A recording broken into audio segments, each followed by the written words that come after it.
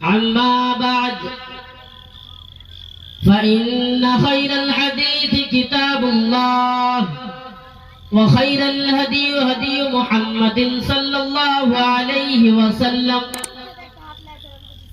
وشر الأمور محدثاتها وكل محدثة بدعة وكل بدعة ضلالة وكل ضلالة في النار. أعوذ بالله من الشيطان الرجيم.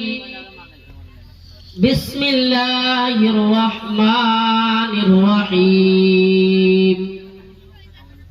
يا أيها الذين آمنوا إن تنصروا الله ينصركم ويثبت أقدامكم. وقال النبي صلى الله عليه وسلم واعلم أن الأمة لو اجتمعت على أن ينفعك بشيء لم ينفعك إلا بشيء قد كتب الله عليك وإن اجتمعوا على أن يضروك بشيء لم يضروك إلا بشيء قد كتب الله عليك. محترم معزز حاضرین جلسہ، اسٹیج پر بیٹھے ہوئے علماء کرام اور اس علاقے سے آئے ہوئے سامعین، نوجوان ساتھیوں، پیارے بھائیوں اور پردے کے اندر میری ماں بہنوں، کافی رات ہو چکی ہے اور آپ سب کو پتا ہے کسی سے اور آپ جو لوگ یہ دینی پروگرام میں باتیں سن رہے ہیں، خوشی ہوئی کہ اتنی رات تک آپ لوگ بیٹھے ہیں. ایک جذبہ ہے دین کی باتوں کو سننے کا کہ انسان رات کے کسی حصے میں بیٹھ کر قرآن و حدیث کی باتیں سنے. مومن کبھی بھاگتے نہیں ہیں دین محفل کو چھوڑ کر، جب تک کہ قرآن و حدیث کی پوری باتیں نہ ہو جائیں. اللہ رب العالمین سے دعا ہے کہ ہم کو صحیح بولنے اور آپ کو سن کر اور اس پر ہم سب کو عمل کرنے کی توفیق عطا فرمائے، آمین. میرے بھائیوں، اللہ کے رسول صلی اللہ علیہ وسلم اس دنیا کے اندر آئے تو آپ اس دنیا کے اندر آنے کا مقصد یہ نہیں تھا کہ آپ صرف بڑوں کی اصلاح کریں، بچوں پر کوئی خیال نہیں ہے، کوئی دیکھ ریکھ نہیں ہے، یا آپ بچوں کو دیکھتے نہیں تھے، ایسی بات نہیں ہے. آپ بڑوں کے ساتھ جیسے رہتے تھے بچوں کے ساتھ بھی ویسا کرتے تھے. بڑوں کے ساتھ، چھوٹوں کے ساتھ، ہر شخص، بڑے سے لے کر ایک بچے تک، ہر شخص کو اللہ کے رسول تعلیم دیتے تھے اور اسلام کی دعوت دی ہے. اور اسی لیے ایک مشہور حدیث ہے، اس حدیث کو علامہ البانی رحمۃ اللہ علیہ نے صحیح قرار دیا ہے. اس حدیث کے راوی حضرت عبداللہ ابن عباس رضی اللہ تعالی عنہ ہے. اس حدیث کے اندر 10 چیزیں بیان کی گئی ہے، 10 باتیں بتائی گئی ہیں. اور حضرت عبداللہ ابن عباس کو اللہ کے رسول نے اس لیے بتایا تاکہ وہ حضرت عبداللہ ابن عباس ان باتوں پر عمل کر سکے. اور آپ نے، اللہ کے رسول نے دنیا والوں کو پیغام دیا. کیا پیغام دیا؟ حضرت عبداللہ ابن عباس کو بتا کر پیغام دیا ہے کہ جس طریقے سے عبداللہ ابن عباس عمل کریں گے تمہیں بھی عمل کرنا ہوگا. کیوں؟ وہ بھی آپ کی امتوں میں سے ایک شخص، ایک اللہ کا بندہ رہ چکا ہے، اللہ کا بندہ تھا، اس لیے اسے بتایا. اور کیوں؟ اللہ کے رسول ہمارے لیے آئیڈیل ہے. قرآن نے ہمیں بتایا ہے کہ اللہ کے رسول جو ہمیں بتائے ان باتوں پر ہمیں عمل کرنا بے حد ضروری ہے. اللہ کے رسول سے ہمیں جن چیزوں سے روک دیا اور کہہ دیا کہ ٹھہر جاؤ تو ٹھہر جانا ہے. قرآن نے ہمیں ٹھہرنے کے لیے کہا ہے۔ تو آئیے آج ہم بات کرتے ہیں ان 10 چیزوں کے بارے میں۔ انشاءاللہ میں آپ کو بتاؤں گا، آپ سنیں اور صرف سننے کی بات، یہ بات نہ کریں کہ میں نے تو سن لیا اور اسی منہاری کے قریب منہاری میں آ کر میں نے یہ باتیں رکھ دی اور چلے گئے۔ ایسی بات نہیں، یہ عمل کرنا ضروری ہے۔ جلسہ میں آ کر آپ بیٹھے رہتے ہیں، بازاروں میں گھومتے ہیں، یہ جلسہ میں آنا نہیں، دین محفلوں میں بیٹھ کر قرآن و حدیث کو سننا ہے۔ تو آئیے ان چیزوں پر ہم دیکھتے ہیں۔ حضرت عبداللہ ابن عباس بیان کرتے ہیں، حضرت عبداللہ ابن عباس فرماتے ہیں کہ ایک دن میں اللہ کے رسول صلی اللہ علیہ وسلم کے سواری کے پیچھے سوار ہوں۔ حضرت عبداللہ ابن عباس فرماتے ہیں کہ میں سواری کے پیچھے میں بیٹھا ہوں، آپ نے مجھے مخاطب کرتے ہوئے فرمایا، یا غلام الا اعلمک کلمۃ ينفعك اللہ بہن، اے بچے کیا میں تمہیں وہ چیز نہ بتا دوں، اے بچے کیا میں تم ان چیزوں کے بارے میں خبر نہ دے دوں، اے بچے کیا میں ان چیزوں کے بارے میں تمہیں نہ بتا دوں جو تمہیں علم نہیں ہے، اور وہ چیز تمہاری زندگی کے لیے بہت امپورٹنٹ ہے، تمہاری زندگی کے لیے بہت فائدہ مند ہے، کیا وہ چیز نہ بتا دوں جو تمہاری زندگی کے لیے بہت امپورٹنٹ ہے اور تمہیں عمل کرنا ضروری ہے؟ آؤ بتاؤ۔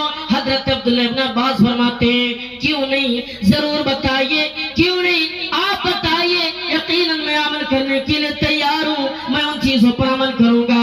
کہ اللہ کے رسول آپ بتا رہے ہیں اور میں عمل نہ کروں، ایسا ہو ہی نہیں سکتا ہے، بتائیے، میں عمل کرنے کے لیے تیار ہوں، اور جہاں تک ہو سکے میں لوگوں کو بتاؤں گا، لوگوں کو بتاؤں گا کہ ان چیزوں پر عمل کریں، بہت ہی ضروری ہے۔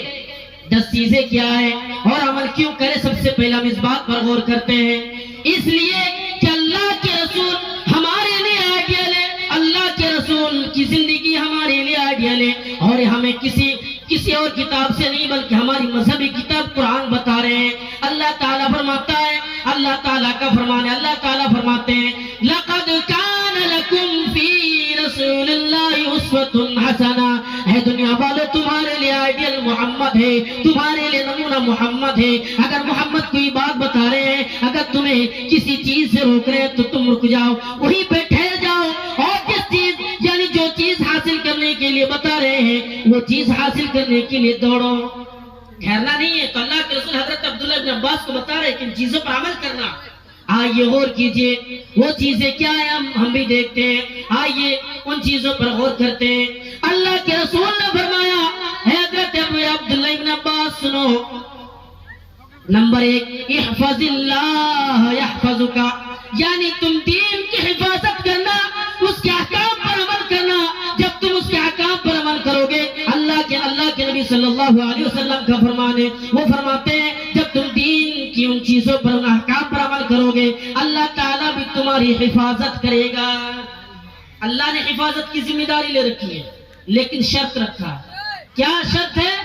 کہ دین کی حفاظت کرنا ہوگا۔ آج ہم اور آپ دین کی حفاظت کر رہے ہیں، شرم آنی چاہیے اس مسلمانوں سے۔ جو مسلمان 12 ربیع الاول میں جشن مناتے ہیں، جو مسلمان محرم کے مہینے میں تعزیہ نکالتے ہیں اور ڈی جے بھی بجاتے ہیں، اللہ کے رسول نے منع کیا ہے، اللہ کے رسول نے روکا ہے کہ دین کے باہر کی چیزیں، ان چیزوں پر عمل نہ کرو۔ اللہ کے رسول نے کیا کہا؟ اے لوگوں، عید میلاد النبی تمہیں منانا نہیں چاہیے، یہ دین کی حفاظت نہیں ہے۔ لوگ نعرے لگاتے ہیں اور ہری ہری جھنڈیاں لے کر نکلتے ہیں اور یہ کہتے ہیں اسلام زندہ باد۔ آپ دیکھ سکتے ہیں یوٹیوب پر لوگ نکلتے ہیں، ہمارے کٹھیاری میں تو ایسا ہو رہا ہے، کہاں کی بات بتائیں گے؟ لوگ جشن بھی لگاتے ہیں اور کہتے ہیں اسلام زندہ باد، ہم نے اسلام کو زندہ کر کے رکھا ہے۔ جو اللہ کے رسول کی زندگی سے ثابت نہیں ہے، یہ اللہ کے رسول جانے کے بعد، آپ کے بعد جتنے بھی لوگ آئے، کسی کی زندگی سے ثابت نہیں ہے۔ آپ مجھے بتائیے ان کٹ ملوں کو کون بتائے جو ان کاموں پر لگے رہتے ہیں؟ ان کو کون بتائے کہ جشن نہ اما عائشہ اللہ کے رسول کے بعد زندہ ہے، لیکن اما عائشہ رضی اللہ تعالیٰ عنہ کی زندگی سے ثابت نہیں ہے۔ آپ کے بعد آئی ابو بکر کی زندگی آئی۔ ابو بکر کون تھے؟ حضرت ابو بکر کون تھے؟ حضرت ابو بکر اسلام آ جانے کے بعد سب سے پہلے جس نے اسلام قبول کیا وہ ابو بکر تھے۔ ابو بکر خلیفہ بنے لیکن اس نے جشن نہیں منائے، یا منانے کا حکم بھی نہیں دیے. آپ کے بعد حضرت عمر رضی اللہ تعالیٰ عنہ خلیفہ بنے لیکن آپ نے جشن نہیں منائی. آپ کے بعد حضرت عثمان غنی رضی اللہ تعالیٰ عنہ خلیفہ بنے لیکن آپ نے جشن نہیں منائی. عثمان کون؟ عثمان جس کو اللہ کے رسول نے جنورین کا لقب دی ہے. کیوں؟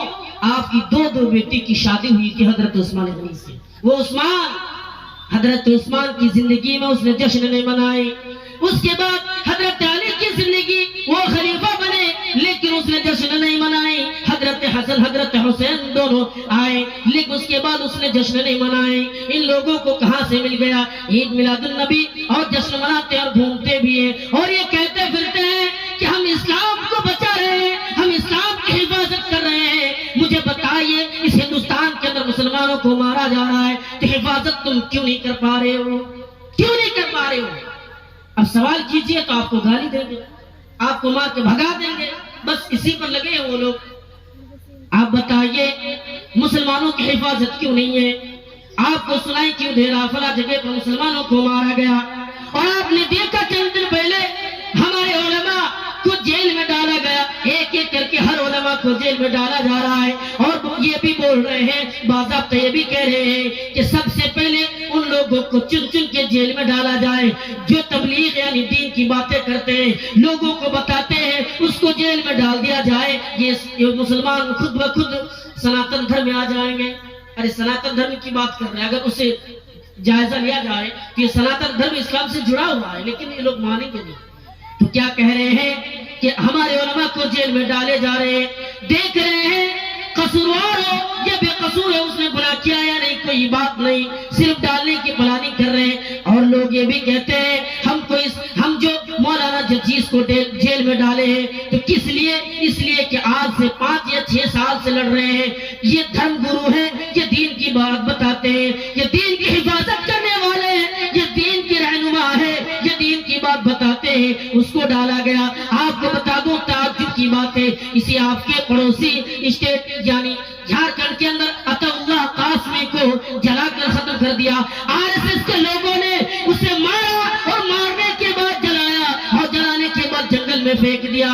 مجھے بتائیے جشن منانے والوں، مجھے بتائیے خوشی منانے والوں، مجھے بتائیے ربیع الاول منانے والوں، یہ حفاظت کیوں نہیں ہے؟ ان مسلمانوں کو مارا کیوں جا رہا ہے؟ آپ اس کو کیا کہیں گے؟ گالی دیں گے وہابی حرامی ہے، وہ تو گالی دینے میں کرائیں گے. آپ کو بتا دوں اس جشن عید میلاد النبی میں لوگ بینر پر لکھے، یہ بینر بنا ہوا ہے، بینر پر لکھے کہ وہابی حرامی ہے، یعنی اہل حدیث اور سلف کے ماننے والے جتنے بھی لوگ ہیں سارے لوگوں کو گالیاں دی جا رہی ہے اور یہ کہہ رہے ہیں کہ وہابی حرامی ہے. یہ لوگ ہم کو گالی دیتے ہیں. بھائی آپ دین سے دور ہو جائیں گے، نبی کے کلمہ پڑھنے کے بعد نبی کی دین پر نئی باتیں لاؤ گے تو کیا تمہیں کیا کرے؟ گالی تو ہمارے علماء اور اس اہل